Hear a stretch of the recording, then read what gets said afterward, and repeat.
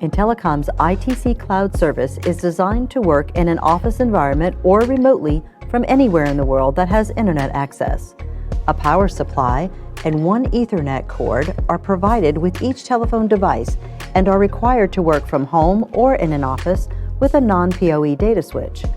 First, verify with your ITC support team if your current data switch is supplying power over Ethernet.